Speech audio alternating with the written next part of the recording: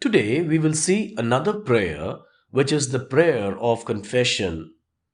Confession is an acknowledgement and disclosure of sin. There is a liberating power in verbally disclosing our sins before God. 1 John 1:9 says, "If we confess our sins, he is faithful and just to forgive us our sins and to cleanse us from all unrighteousness." Confession is an essential ingredient of prayer, for no sinner can approach our holy God. When we confess our sins, we are forgiven and given a clean shirt because the punishment for our sins has already been borne by Jesus on the cross. Christ's righteousness is given in exchange for our unrighteousness.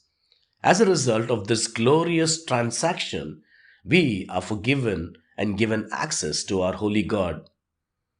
The repeated cry of a criminal, "God, forgive me, a sinner," who was about to be hanged, changed the life of Elijah Cadman, a chimney sweep and a small-time thief who later became an important member in William Booth's Salvation Army family. He realized that his condition would be just like the criminal who was to be hanged if he does not turn to God to be forgiven. David cries in Psalm 32 verse 5, "Then I acknowledged my sin to you and did not cover up my iniquity.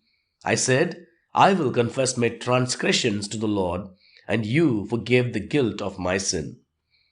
If our prayers must be effective, if our prayers must reach God, sin has to be dealt with. God understands both our depravity and our inability to deal with sin, because of which He made Jesus a substitute for us. But are we coming to Him and confessing our shortcomings?